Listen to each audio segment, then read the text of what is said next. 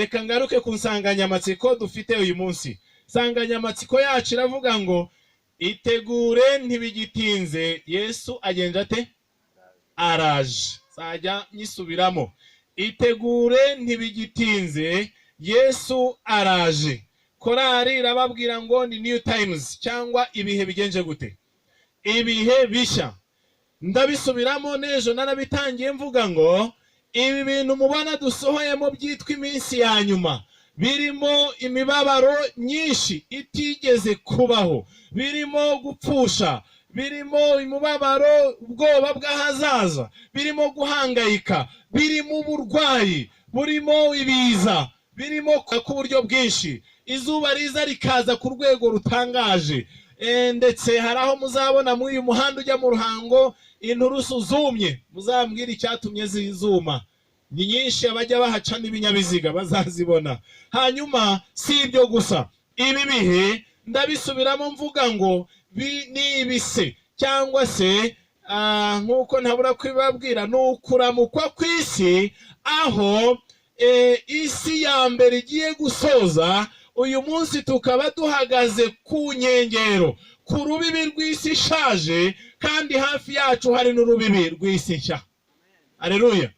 Turi ku nkengero, abantu babyumva cyangwa bagatinda kubyumva. Nshuti zanjye, turi ku nkengero aho uyu munsi buri wese arimo agira umusozo mu buryo butandukanye, arimo agana mu ntambwe ziganisha ku gufata umwanzuro w'ubuzima bwe. Buri munsi mu kwezi gushize n'ukwakubanjirije ku musozi wacu twashyinguye abantu barenga 7. Buri cyumweru umuntu agapfa tukajya gushyingura. Ejo twava gushyingura cyangwa turi aho turimo dushyingura uwapfuye, tukahava mu ijoro batubwira ngo undi yagenje ati yapfuye. Turi mu bihe rwose tugezemo, mu burwayi bukomeye, guhangayika gukomeye kuri gutuma abantu batakaza ubugingo, kandi benshi barashaka kwidamararira bashukwa n'isi.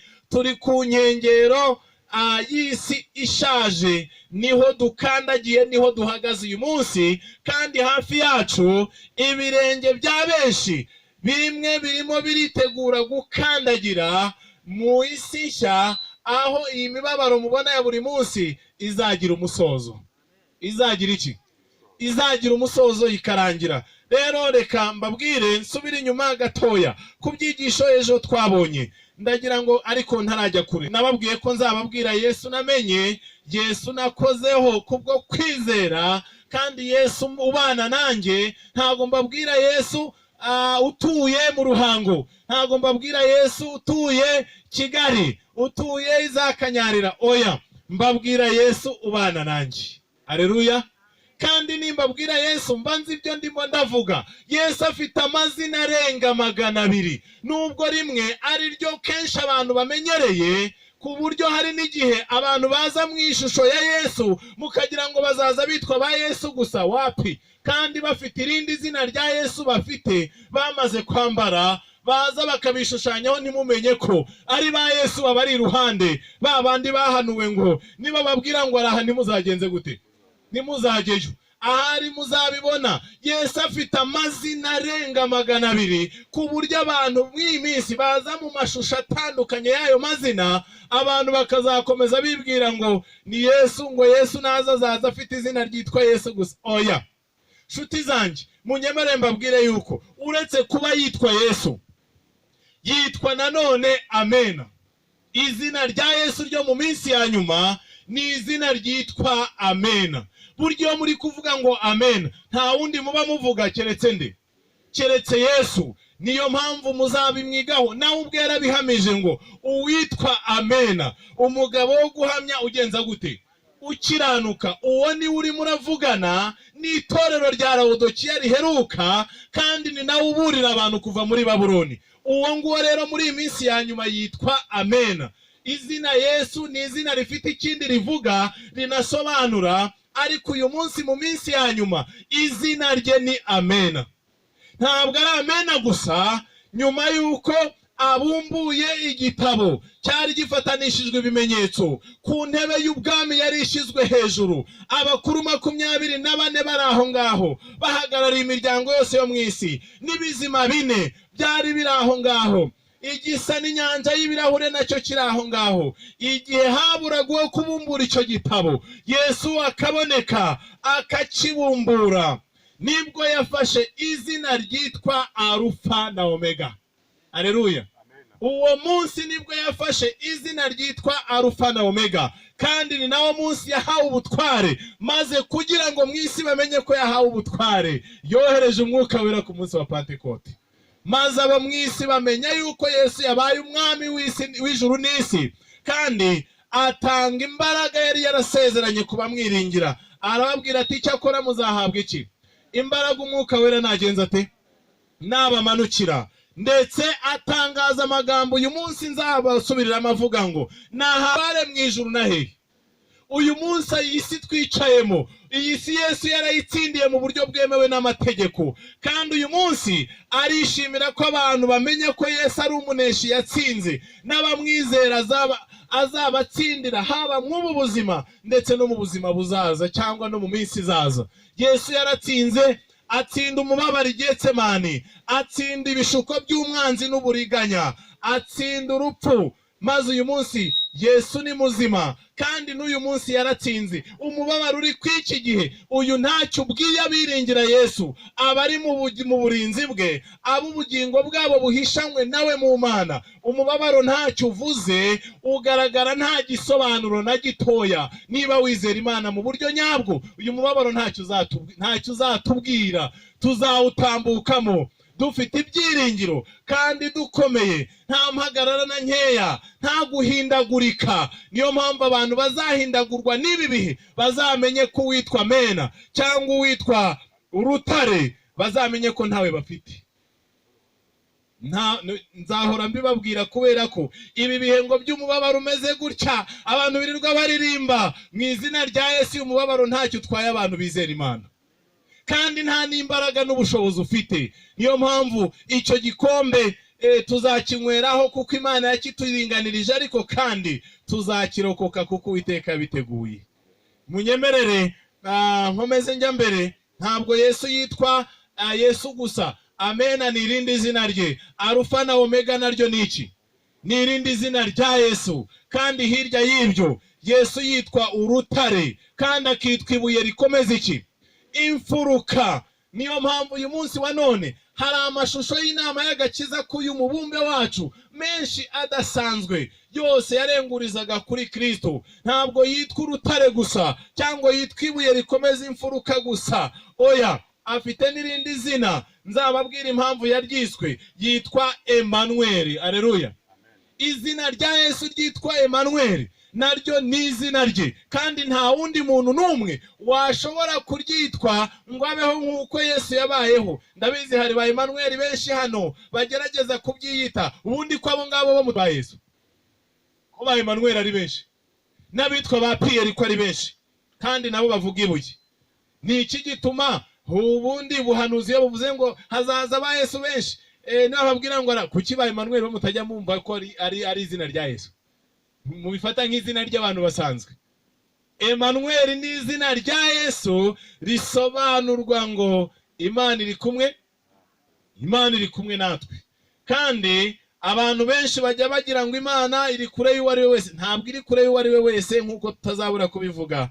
Yesu rero yitwa intare yo mu muryango wa Yuda, yitwa uw'imfura yo kuzuka, ndetse ni umuremyi wa byose. Afite izina nanone, yitwa umutambyi, yitwa igitambo, yitwa umucamanza. Tuzareba ay'ingenzi muri ayo, kandi muzamenya impamvu yitwa ayo mazina. Umunsi nzaba nayagarutseho, mukumva isano iri hagati y'ijambo amena n'ijambo isabato. Muzamenya impamvu benshi bazamenya n'impamvu turuhuka isabato. Nzabibabwira mu ishusho zitandukanye nizo mumenyereye, kandi muzarushaho kubyumva. Rero uyu munsi reka nigarukire. Ejo twari dutangiye amagambo y'ingenzi, mbabwira ngo inkuru nziza yamenywe gakeya. nicyo kigo twari dufite ejo hashize. Inkuru nziza yamenywe n'abake cyangwa yamenywe gakeya. Kubera iki yitwa inkuru nziza? Ngira ngo ejo dutangira mu gitabo cy'ibyahishuwe twarebye iby'inyamaswa, kandi inyamaswa yahawe imbaraga n'ikiyoka, kandi ikiyoka cyitwa umwanzi na Satani. Uyu mwanzi na Satani Bibiliya itubwira neza ko ari cyo kiyobya abari hehe? Abari mu isi bose. Zimwe mu ngingo zikomeye zitwa kuyobya. Abantu benshi ntago bajya bamenya ko Satani bamuvukana, nta nubwo bajya bamenya imikorere ye. Hatabonetse imbaraga z'Imana zonyine nta muntu ushobora kumenya uburiganya bwa Satani ngo abugenzura azabubashe. Niyo mpamvu natwe dushimira Imana umwuka wayo wagendereye imitima yacu akadutsinda akatwemeza iby'icyaha. Ubundi Satani ni indyarya mbi cyane, ni umuriganya uza akiyoberanya mu muntu. Umuntu akabaho afite umwuka wa shitani umugenga, abana nawe, akorana nawe, akabaho akoreshwa n'abadayimoni, ariko umuntu akaba atajya apfa kubyemera keretse imbaraga z'indengakamere z'ubumana zamujeho. Nibwo umuntu amenya yuko yari umukozi wa shitani. Shitani ni indyarya zikubikira umuntu, ikamwishushanyaho, igakorera mu bitekerezo bye. Umuntu akabaho hari ibintu akunda, akumva bene ibyo ni zahabu nziza, akumva ni amatunda aryoshye. Icyakora iyi ngaruka zabyo zimugezeho, niho amenya ko burya ubushitani bwabaga muri we. Nibwo amenya impamvu, atangira kwibaza impamvu ibyo bintu byose bimubayeho. Rero hari ikiyoka gikomeye cyahaye inyamaswa ntabura kubabwira twabonyeho ejo ubutware, kandi twararebye ngo umuntu wese izina rye ritanditswe mu gitabo cy'Umwana w'intama watambwe uhereye ku kuremwa kw'isi azaramya iyo ki? Iyo nyamaswa. Iyo nyamaswa ngo yahawe gutwara imiryango yose yo mu isi, abo mu ndimi n'imiryango n'amoko bose. Nshuti zanjye, muzashyira mumenye ko buri wese aho avuka mu muryango avukamo azashyira amenye yuko iyo nyamaswa cyangwa n'icyo kiyoka cyahageze mbere yuko amenya ubutumwa bwiza. Niyo mpamvu dushimira Imana itaturetse ngo dupfire mu byaha. Ihora ihamagara imitima yacu yabaye akahebwe, ihora itugenderera. Tuzarushaho kwishimira. Kandi Imana rero ntizemera ko umuntu azimira atabwiwe ukuri, atamenyeshejwe uwo mwanzi watwanze kuva kera, watumanukiye afite umujinya mwinshi, waje akariganya abakurambere bacu Adamu na Eva, akabashuka, akabohohesha icyaha, kandi natwe tukakivukiramo. Uwo mwuka we tukawuvukana. Imana rero ntiyamuretse, ntabwo yaturetse. Niyo mpamvu Bibiliya itubwira ngo igihe gikwiriye gisohoye, Imana yohereje umwana wayo wavutse atwarwa n'amategeko, abyarwa n'umugore ngo acungure abatwarwa n'amategeko. Haleluya. Ntabwo Imana yaturetse, yohereje umwana wayo mu isi kugira ngo atubature kandi aducungure. Nshuti zanjye, ndagira ngo mbere yuko ngira isomo nsoma mbibwirire, hari ibintu bimwe abantu biberamo ntibamenye ko bizabagiraho akaga, kandi shimira Imana yabimenyesheje. Hari umuvandimwe mukuru wanjye tuvukana, yari afite butike acuruza. Inshuro nyinshi ninjye wajya kujya kumurangurira. Ntabwo yigeze ankeka ikintu kibi na gitoya, ntabwo yigeze na gato agira icyo ankinga mu bucuruzi bwe. Hoya, kenshi yanampaga amafaranga menshi nkamurangurira za Nyanza, za Buhanda, agacuruza. Ariko wa mutima w'umuntu urusha ibintu byose gushukana tuvukana, nk'uwo nanjye nari mfite, wajya gunyosha nkamenya ngo ibintu naranguye bizunguka 200,000, narangiza nkavuga nti buriya ninkuramo 10 ntabyo azamenya. Nibyo, kandi nabaga mbizi ko atazabimenya, nkayakuramo nkayahisha, nkanayahisha ahantu kure aho atazigera yabona. Nibyo koko, mu myaka twabanye igera muri hafi 5, ntabwo akeka ko hari ibintu nk'ibyo nakora kandi tuva indimwe. Yarinze ashaka ajya mu rwe rugo atabinkekaho, nta n'ibyo azi. Nyamara njye ashimira Imana, umutima wanjye wo ntabwo wabaga wabyirengagizaga ngo umbwire ngo ntabyo azi ngo nawe iturize. ahubwo iteka uko twahuraga umutima wanyibutsaga bya bindi. Warabinyibutsaga. Wakaba yiturije nta kibazo afite, ariko ngewe umutima wa wundi utaryamira ukuri buri wese atunze, ukajya unyibutsa ko byanze bikunze ngewe hari ubuhemu, kandi twahura nk'iyoberanya, yandeba akabona nseka ameze neza, ariko ubwo buhemu ngewe bugenje gute? Buhari. Ubuhemu bwacu Satana butaba mu mitima, ntaho bujya. Ntaho bujya, burya nzabibabwire, ntaho bujya. Maze rero 2011 ubwo umwuka w'Imana yangendereraga, kandi yangendereye ndi umukuru w'itorero, ntimukine. Ntabwo mwakeka ko umuntu w'igisambo w'umujura utazwi, utafashwe, yaba umukuru w'itorero, yaririmba, yaba umuki, abarahiye. Ibyo ngibyo uyu munsi sigaye mbirenga. Kuba umuntu yaba akize, kuba umuntu yaba yobora, afite ibyubahiro runaka, ntibisobanuye ko ari intungane mu maso y'Imana, ntibisobanuye ko atari umunyamafuti. Niyo mpamvu ngewe nabyibonyeho, shimira Imana yangendereye, ndi mu nshingano zikomeye. Cyo gihe nari n'umuyobozi w'urubyiruko mu murenge wa Bweramana, uhagarara urubyiruko mu bigo by'amashuri yisumbuye na kaminuza, mu myaka ya 2008 kugeza 2010. Niba ari ibyo nabibayemo kenshi, ariko uyu munsi umwuka w'Imana yarangendereye, arambwira ngo Etienne, ubwiriza ibiki, uririmba ibiki, urwo rukundo utoza abandi rutakubamo. Maze umwuka akajya anyemeza ngo erega ukeneye kuzasanga mukuru wawe ukamusaba iki? Imbabazi ukamwicuzaho, ukamubwira ko wamuhemukiye. Ibyo se abantu benshi babyumva. Barakubwira ngo iyo batafashwe ngo ntago babyatura, ngo batura bya bindi ngo bakoreye ku gasozi aha, ngo bya bindi batabavugirije induru. Ndakurahiye, uyu munsi ibintu byose wakoze bikagira ingaruka ku bandi, baba barakubonye cyangwa batarakubonye, ukeneye kubisabira imbabazi. Nuko biri. Mbishimira Imana yampaye imbaraga. Ntabwo iteka bibye bafatwa, ariko barararikirwa n'umwuka w'Imana gusaba iki? Mbabazi no kwicuza ibyo ngibyo. Imana yaramfashije rero ubwo nari ndimo nsenga, nkajya nsenga nkumva ibyo nsenga ntibirenga mu gahanga kanjye. Hari abantu benshi basenga, ibyo basenga bakumva isengesho ntirirenga aho bari, naho impamvu nta yindi, nuko bagifite ibintu byinshi bihambiriye hehe mu bitekerezo byabo. Ariko izo nkomyi zavuyeho, urasenga ijuru rigakinguka, ukabimenya ko ijuru riri kumwe nawe, kandi bigafunguka, umwijima uri mu bitekerezo w'ibyaha ukavamo, maze n'Imana rigasobanuka bikumvikana. Nibyo ntabura kubabwira rero, igihe najyaga mvuga ngo ndapfukama nsenga, mbwira Imana nti Mana, nanjye uzampa ubugingo buhoraho, ariko se nari bubone nte ntarakemura ibibazo mfite mu mutima wanjye? Nari bubikemure, nari bubone ubugingo buhoraho nte? Burahari, ariko hari icyo busaba. Ntabwo ubuntu bw'Imana ari ubuntu bw'agaciro gake, ni ubuntu bufite icyo busaba. Ntabwo Imana izaterura abantu bose bakora ibintu by'amahano badashaka no kuyizera ngo ibafashe kubikira, ngo ibajyane mu bwami bwo mu ijuru, keretse abajya bariganya ngo twaremewe twese kuzajya mu ijuru. Ijuru riratwaranirwa, kandi intwari zibugishamo iki?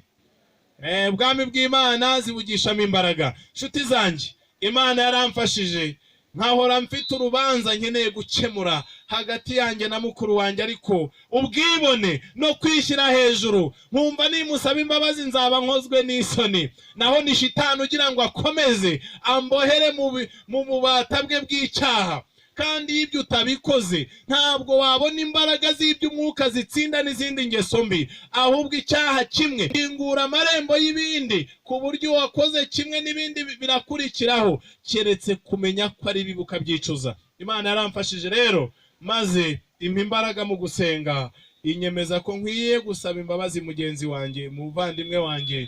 Maze ijoro rimwe Imana impa ubutwari, ndamusanga ngiwe mu rugo, turaganira nti muvandimwe, maze igihe mfite urubanza ku mutima wanjye, kandi umwuka wera yampishuriye ko nkwiye kugusaba imbabazi. Nubwo utabizi, mu bucuruzi twagiranye, uzi wari ufite, ntacyo wampeje, ntacyo wanyikenzeho, ariko ngewe naraguhemukiye. Nagenje gute? Naraguhemukiye. Tega amatwi mbikubwire, mu minsi twamaranye nabigenzaga gutya ndabimubwira byose kurinda ava wacu arashakagiwe mu rugo. None muvandimwe, naje hano maze igihe mfite urubanza ku mutima wanjye, kandi ijuru ryanyeretse ko nkwiye kugusaba imbabazi, hanyuma nanjye nkabohora umutima wanjye. Naje ngo umbabarire, niba kandi niteguye ko icyo byansaba cyose ngo nishyure, ijuru ryanyemeje ko nkwiye kugitanga. Arandeba arambwira ati, muvandimwe, Imana yakubabariye, ntabwo nanjye yanyemerera kutakubabarira. Igendera amahoro, ndakubabariye. Urubanza rwabaga mu mutima wanjye n'ikidodo bivamo, kandi ntaha numva mnezerewe mfite morale. Iryo jambo ni imbaraga y'Imana yampatiraga gukora ibyo. Iyo mba ntarabikoze, nta mahoro nanjye mba mfite uyu munsi. Aho nyuze hose mba mpanyura mfite urubanza. Hari abantu benshi rero uyu munsi barimo bagenda bambara amakositime nkatwe gutya, bambara bagaragara neza b'uburanga bwiza, b'igihagararo cyiza, ariko mu mitima yabo huzuyemo ubuhemu bwabo bwo mu gihe cyashize. Bananiwe kwicara hasi ngo bumve ijwi ry'Imana ribararikira kwicuza ibyo no kubicikaho, ahubwo bakishakira izindi nzira, bakibwira ngo ahari bazagira umusozo mwiza ibyo bintu bikiri aho ngaho. Ntabwo byakunda. Gusa ntabwo ndimo mbatera ubwoba, ndababwira ko hakiriho Imana y'agakiza kacu, kandi yangendereye kubw'umwuka wayo ikambabarira. Iracyari Imana ishaka buri wese muri twebwe. Niyo Mana ivuga ngo abazima sibo bifuza iki? Umuvuzi, keretse abaki? Keretse abarwayi. Ako ni kamwe mvuga. Ejo nzongeraho akandi, ejo bundi nongereho akandi, tuzamara ibyumweru 2 mbabwira n'ibindi. Ubu niba hari umuntu wagize inararibonye mu bijyanye n'amanyanga n'amayeri y'abantu batuye ku uyu mubumbe, nanjye ndimo. Kubera ko iby'umwuka w'Imana yamfashije kuvamo no kureka, byatumye mvumbura n'imiterere y'abandi. Ndabizi abantu benshi amahoro babuze, ntayo babujijwe n'abandi, bayabujijwe n'ibyaha bahishe biri mu mitima yabo, ariko badashaka kureka. Nyamara kandi Imana ihora yinginga. Ejo nzababwira indi nkuru idasanzwe, inkuru idasanzwe yambayeho i Kigali, kandi muzumva ko benshi ari uko babayeho, barangiza bakibwira ko bazagira ubuzima bwiza, kandi babayeho mu buryo budasanzwe, mu buryo bubi cyane bubabaje. Wabareba ari abasirimu bagenda, ukagira ngo ni abantu rwose babimbonera bari aho ngaho. Nzabibabwira inkuru yatubayeho i Kigali, cyampejo rwose nkazayibuka, ninyibagirwa muzambwire mba ariyo mperaho. Nzababwira ibyambayeho i Kigali biteye agahinda, biteye umubabaro. Niko benshi babayeho bibwira ngo nta kundi bagenza.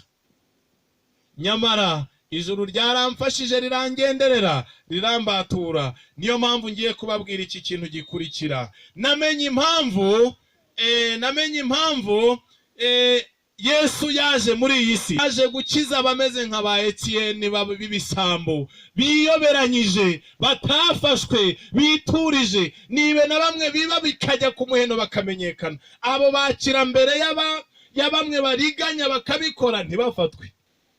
Abo b'intambara babera intambara ikaze, babandi bazwi babaye barubebe ku musozi, abo bashobora gukira vuba kuruta benshi babikorana ubuhanga, babikorana uburyarya, ariko kudasenga bigatuma badashobora kuzamenya uburiganya bw'umugabo. Gusenga nicyo kintu gishobora gufasha umuntu kuzahishukirwa n'ububi bw'umutima we, akamenya akaga kawo. Niyo mpamvu Bibiliya ivuga ngo umutima w'umuntu urusha ibintu byose kugenza gute? Gushukana. Kandi urwaye indwara ntiwizera ndetse gukira. Hari abantu bisanga baramaze kugotwa n'ibyaha impande zose, ku buryo umuntu asigara yibaza ngo ariko ibi bintu nabikira gute? Ibi bintu byazamvaho gute? Umutima w'umuntu ugahora umwumvisha ko ahari yaba yikojeje isoni. Twebwe rero ntabwo tugikozwa isoni n'ubutumwa bwiza tuvuga, kandi guhamya ko Yesu akiza ntabwo bikidutera isoni. Kandi ntitaye ngo kubyubahira umuntu afite. Hari ishusho rwose ntakireberamo ibintu, abantu benshi bakunda icyubahiro, abo ntabwo tuzagendana. Icyubahiro mfite uyu munsi ni ijuru ryakimpaye, ntacyo mparanira, nta n'icyo mbyiganira, nta n'uwo ngirira ishyari ngo kuko yagihawe. Bibiliya irambwira ngo ushake icyubahiro, ubwiza no kudapfa, abishakisha gukora ibyiza adacogora. Nuko nguko rero uyu munsi umwanya mpagazemo byaguhenda kuwujyamo. Niyo washaka kuwujyamo wavunika ukanabihuriramo n'akaga, kandi nge narawugiyemo ntarwanye, nta ntambara ntaki. Niyo mpamvu niwiyegurira Imana ntabwo uzabura kumenya kuri w'agaciro. Hari ibintu byaha kwisi uyu munsi utantorera ngo mbyemere. Mbibabwire, nta n'umwanya ukomeye waha kwisi ngewe nakirirwa maranira, kubera ko ijuru ryampaye agaciro nzi karenza akisi tanga uyu munsi wa none. Rwose simbabeshye.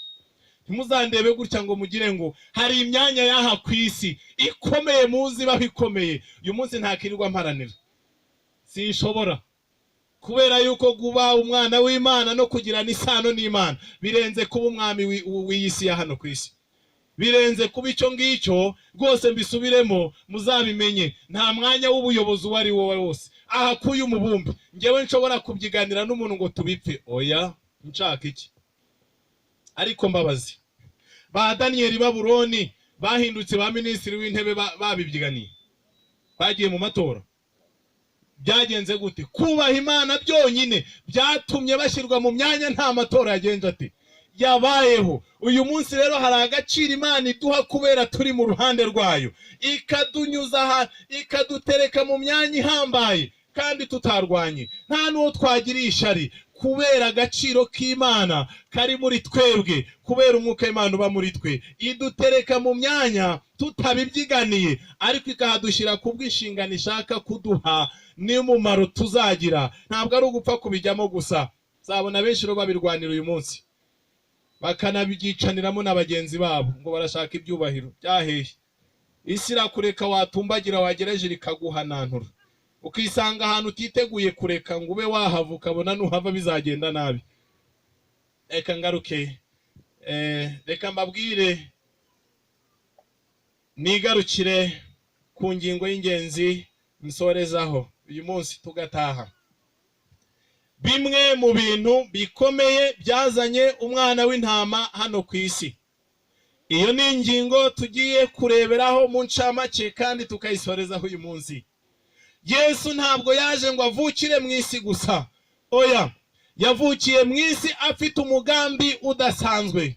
Yesu yaje mu isi aje gucungura inyoko muntu uko yakabaye. Aje kongera kuburana mu buryo bwemewe n'amategeko iyi si Satani yari yamaze kwigarurira. Ubutware bwa Adamu na Eva Satani yari yanyaze. Yesu yaje avukira mu muryango wa mwene muntu kugira ngo ubwo butware azongerurire. Nicyo cyatumye yambara kamere muntu, maze yambara umubiri wa kimuntu, yitwa umwana, yitwa mwene muntu, kugira ngo azabone uko atuburanira. Haleluya. Yiswe mwene muntu kugira ngo azabone uko agenza gute?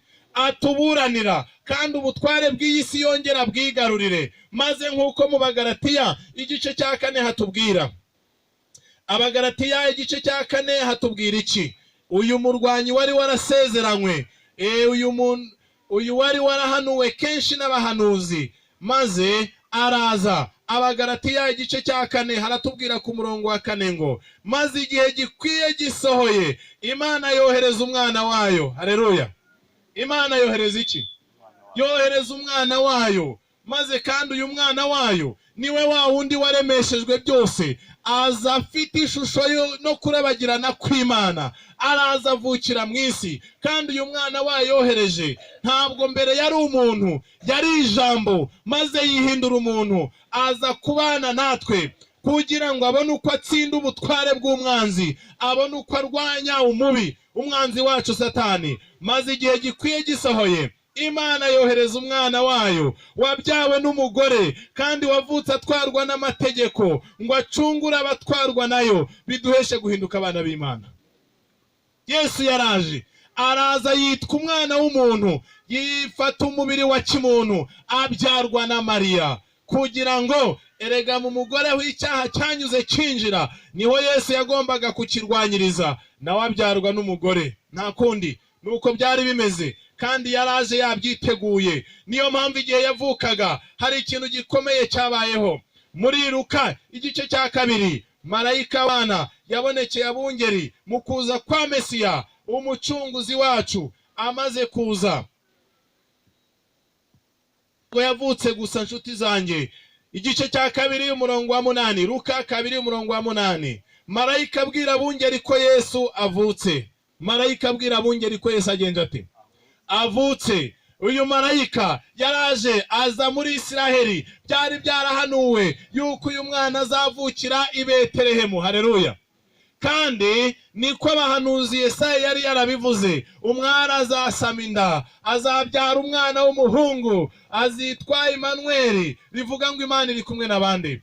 Kandi si iryo ryonyine, azitwa igitangaza, umujyanama, data wa twese, Imana ikomeye, umwami w'amahoro. Ayo yose ni amazina ye, ntimugire ngo ni rya rindi ryonyine. Maze avukira muri Isiraheli, muri Palestina, maze avukira i Betelehemu. Maze igihe yavukaga hari abantu basengaga by'ukuri, bari bategereje kuza k'uwo mucunguzi wabo. Maze abanyabwenge babibwirwa n'inyenyeri, maze inyenyeri itura abayobora, bategura amaturo akomeye cyane ya zahabu n'ifeza ngo baze kuyatura urwo ruhinja rwavutse rudasanzwe. Maze barikora berekeza aho yavukiye. Ikindi, ababungeri nabo bararaga ku gikumba batekereza ku bya Mesiya. Marayika ajya kureba i Yerusalemu, arebye asanga abantu baho bibereye mu birori mu binezeza, nta witaye ku mivukire ya Mesiya. Arangije ajya kureba, agiye kwisubirirayo, yongera gutegekwa kureba, aza kwibonera abungeri baragiye imikumbi. Maze araza marayika abona biteguye kubwirwa inkuru nziza y'agakiza. Murongo wa 8 uratubwira ngo muri icyo gihugu harimo abungeri bararaga ku gikumba bahindana kurinda umukumbi wabo. Nuko marayika w'umwami Imana abahagarara iruhande, ubwiza bw'umwami burabagirana, bubagota impande zose, bagira ubwoba bwinshi. Marayika arababwira ati, mwitinya, dore ndabazaniye inkuru nziza, dore ndababwira ubutumwa bwiza bw'umunezero mwinshi uzaba ku bantu bose, kuko uyu munsi umukiza. Haleluya. Uyu munsi umukiza yagenje gute? Umukiza yavutse, kuko uyu munsi umukiza bavukiye mu murwa wa Dawidi, uzaba Kristo umwami. Mukiza yagenje ate? Yavutse. Ntabwo yavutse gutyo gusa, mu mivukire ye Satani yarabibonye, maze akurikirana urwo ruhinja, ategeka anyura muri Herode ngo abaririze aho uwo mwana wavutse. Maze Herode yigira indyarya, abwira abanyabwenge ngo bamubaririze aho uwo mwana ari, ngo nawe azajye kumuramya, kandi arimo arariganya, ari ukugira ngo azamwice. Maze marayika w'umwami Imana nanone, wa wundi wagendereye Mariya, wa wundi wagendereye abungeri, yongera gusanga aba banyabwenge, arabavugisha mu nzozi za nijoro, atumva inzira mwanyuze ntimuzongere kugenza gute kuyinyuramo, kuko wabahaye iyo misiyo ari umwanzi w'agakiza k'abantu, ntimuzasubireyo. Maze marayika w'umwami Imana ategeka Yosefu na Mariya, bajyana ya maturo bazaniwe n'abanyabwenge, bahungana uru ruhinja. Maze baruhungana muri Egiputa kugeza igihe uyu mwami yapfiriye. Amaze gupfa, marayika arongera arababonekera, arababwira ati, musubire muri Isiraheli. Maze kuko yavukiye i Buyuda, igihe bagarukaga bavuye mu Egiputa siho yasubiye, ntabwo yasubiye i Buyuda cyangwa Yudaya, yaciye i Galilaya mu majyaruguru. Niyo mpamvu benshi batamenye iby'imivukire y'uyu mwana. Maze igihe yazaga rero, ntibitinze, ku myaka mike cyane, birabwirwa, Bibiliya iratubwira ngo akura ashimwa n'Imana n'iki n'abantu, agwiza ubwenge, agira imbaraga. Ku myaka 12 gusa, kuko umwuka w'Imana ari muri we, ajya mu rusengero ahari intebe yamuteguriwe, ayicaraho. Abandi kubera ubuhumyi bwari mu bitekerezo byabo, ntibamenya ko nyiri intebe yagenje ati yaje. Maze ayicayeho bati, dore uyu mwana nawe rero ngo arigiranya, kandi intebe ari iya Mesiya. Kandi Mesiya yagenje ati yahageze.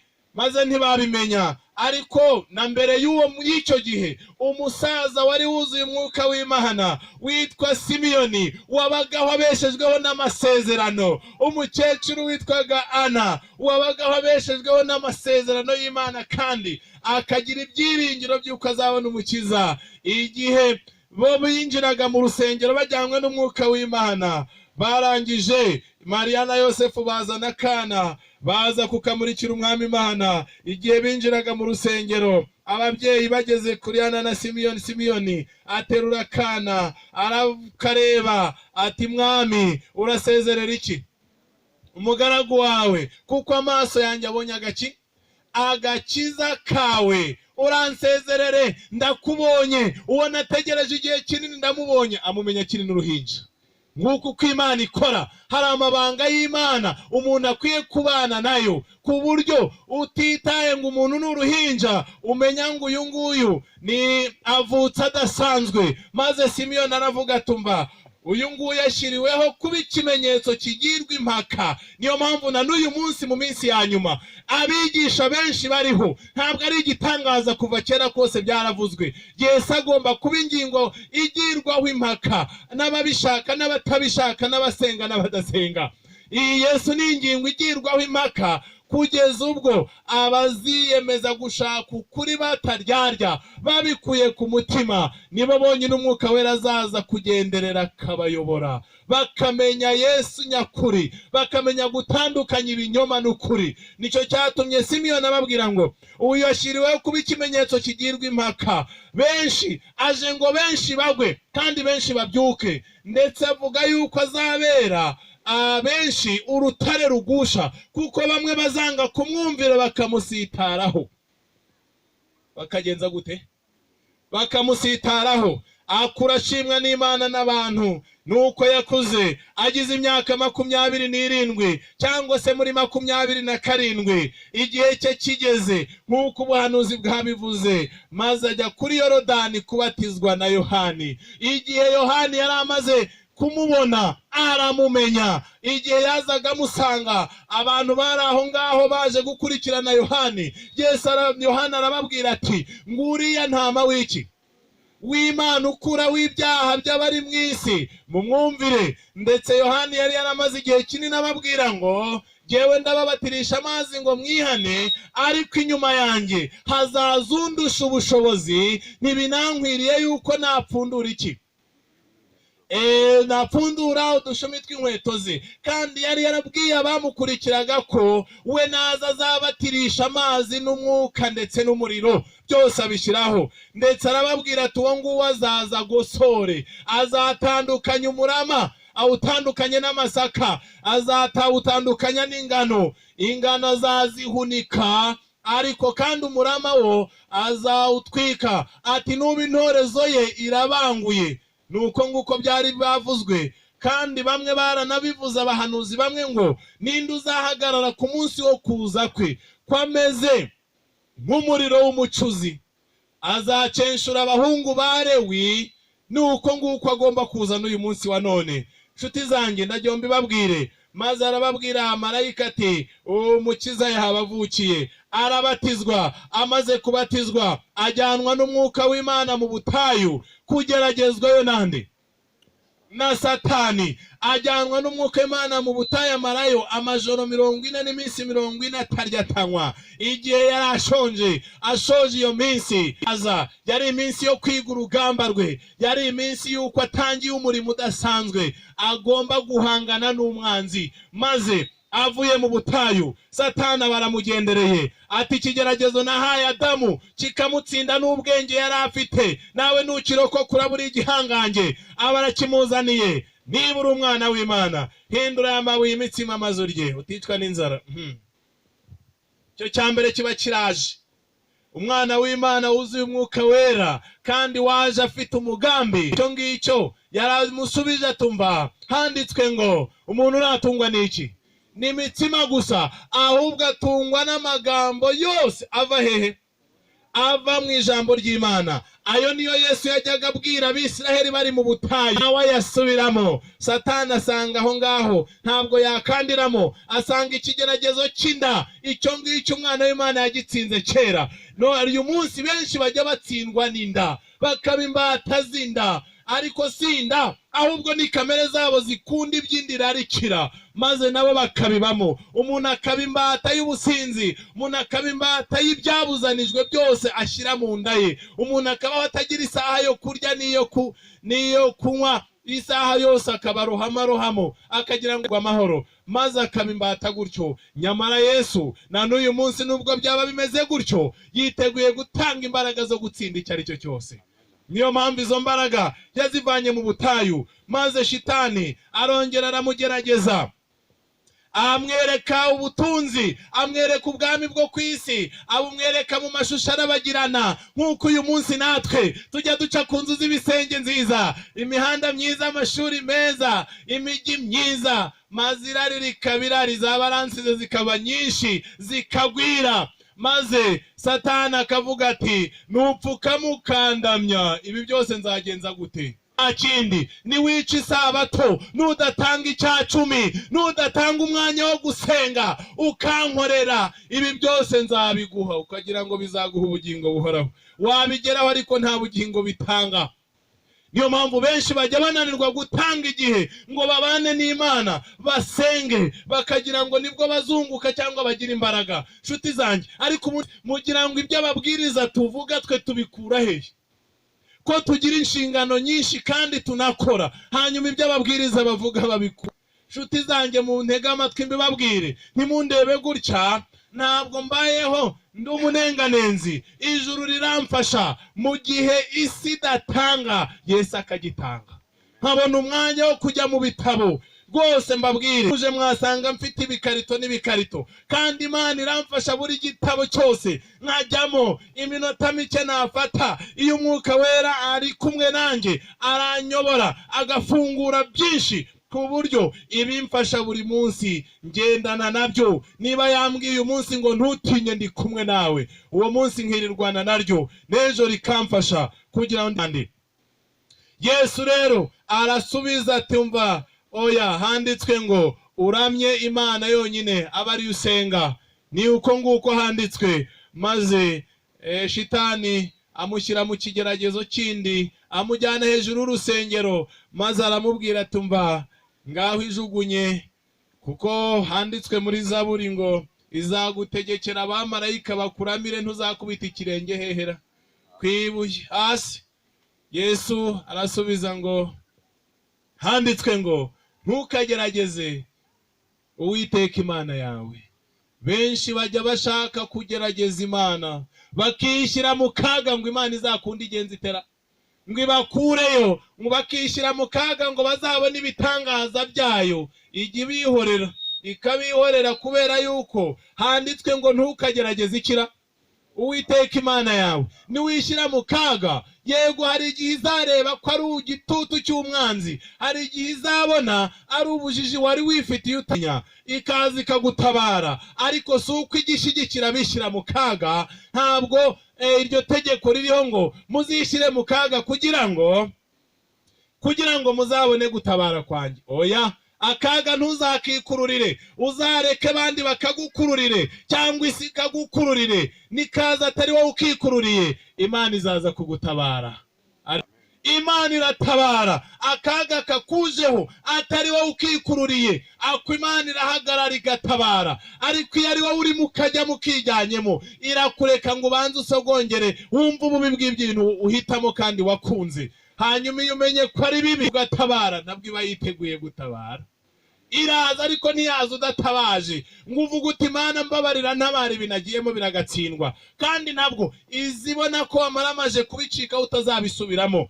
Ariko akaga uzazanirwa n'abandi, abanzi bawe ntibazagukange, uzabihorere. Niba kwanga bakagutega imitego, Imana izajya yitegura.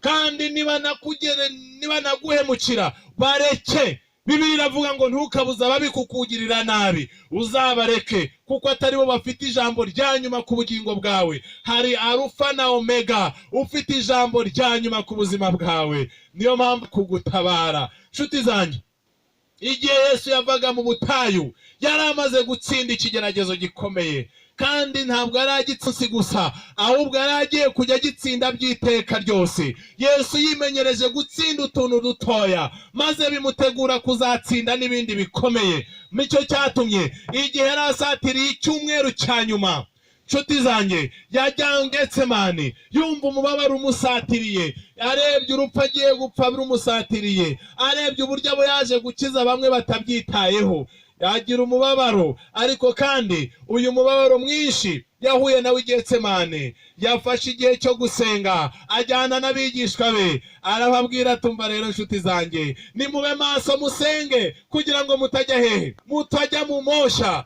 Nagira ngo nkubwire ngo benshi maze kubana na Yesu maso byaranze. Arongera aringinga atari ko se unaniwe kubana nanjye n'isaha imwe, maze barongera barasinzira. Igihe cyo guhabwa imbaraga kigeze, Yesu ahabwa imbaraga ziri bumukomeze mu bigeragezo n'amakuba. Imana iramugenderera, ahabwa intumwa z'ijuru. Mose na Eliya baramusanga, bamwereka, baza kumuhamiriza ko amaraso ye ataraye ubusa, hazavamo benshi, ndetse nabo bari abahamya bakijijwe n'ubuntu bwe. Maze yongera kugira ibyiringiro, abona inkomezi, maze yihanganira igikombe cy'umubabaro. Maze Yesu amaze kukihanganira, abandi bakangutse basanga arimo arivuganira n'intumwa z'ijuru, amabanga y'urugamba uko agiye kugenda yose yamaze kuyabika. Abandi ntacyo babiziho. Mu gihe bari bavuye aho ntibyatinze, igitero kiba kiraje. Wa wundi wananiwe kuba maso abahubukanye inkota ajya guca amatwi, kandi urugamba atari uko ruri bugende. Maze Yesu ati, Petero subiza inkota mu rwubati, urugamba rwakurenze. Ntabwo urugamba rukiri ku rwego rumeze uko, oya, byahinduye isura. Ni urugamba rugiye kurwanishwa kwihangana no gukunda umwanzi.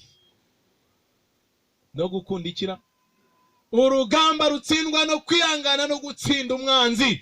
Nicyo no gukunda umwanzi. Kandi ni urugamba rurimo kwitondera ibyo umuntu avuga, ntavuga amagambo abonye yose. Yesu yaraje cyanyuma, cyabaye igihe cyo gutuza no gushishoza ku byo agiye kuvuga. Ibirego biba byinshi, abanzi baba benshi, ariko aratuza. Abari inshuti ze baramuhana, nabyo arabitambukamo ari umuneshi. Saraba utari woroshye nawe umuzaho, ariko icyo gikombe cyo yagombaga kukinyweramo yari yarabihisemo. Aravuga ati, nanjye nimanikwa hejuru y'isi nzireherezaho iki?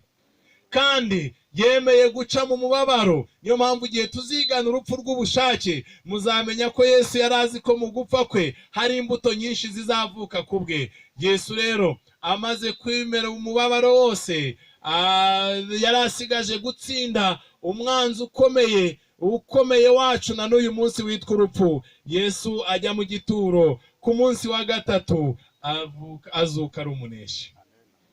Imbaraga zidasanzwe zamuvanye mu gituro, imbaraga zikomeye z'umuzuko wa Yesu, izi Imana yakoreye muri Kristo bwamuzuraga. Imbaraga zaje zikirukana abadayimoni na Satani. Imbaraga zatumye abasirikare b'Abaroma banegekara ubugombambari ntibufate, bakagenda bahinda imishyitsi. Imbaraga marayika yamanukanye mu ijuru akabirindura igitare akakicaraho. Izo nizo mbaraga uyu munsi Yesu aha bamwizera, kugira ngo babashe kubwira abadayimoni ngo dufite Yesu wanesheje. Niyo mpamvu avuga ngo nahawe ubutware mu ijuru no mu isi. Kandi abwira abigishwa bati, nta kintu kizagira icyo kibatwara, namwe mbahaye ubutware bwo kujya mukandagira inzoka na sikorupiyo, Satani ntambara, kandi n'imbaraga zose z'umwanzi ntacyo zizabatwara. Uyu munsi ubutware bw'isi ni ubwa Yesu wacu. Yesu yaranesheje, kandi ushaka wese abasha kumuneshereza. Imbaraga zose z'ubumana zikamuzaho. Ntabwo Yesu atanga imbaraga zo kuba inkorotanyi ku midugudu. Ntabwo Yesu atanga imbaraga zo kuba umwibone ku mudugudu. Yesu atanga imbaraga zo gutsinda icyaha. Haleluya. Yesu atanga imbaraga zo gutsinda ibishuko no kuvumbura umwanzi. Yesu atanga imbaraga zo kwitegeka, umuntu akabasha gutegeka umutima we. Niyo mpamvu umunyamigani yavuze ngo utegeka umutima we aruta intwari itsinda umudugudu. Uyu munsi benshi intambara ikomeye bafite niyo kwitegeka, ku buryo bamwe byabananiye burundu kwitegeka, ariko Yesu arashaka gutanga imbaraga. Niyo mpamvu tubwirwa ngo icyakora abamwizeye bose bakizera izina rye yabahaye ubushobozi bwo kuba abana b'iki? Abana b'Imana. Ariko kubera icyayo tuyavuga tukaba tutaba abahamya bayo, niba koko tubiri mu byanditswe. Uyu munsi rero ndahangaha ngewe ngo nzabibabwire yuko Imana itanga ubushobozi bwo kuba umwana w'iki?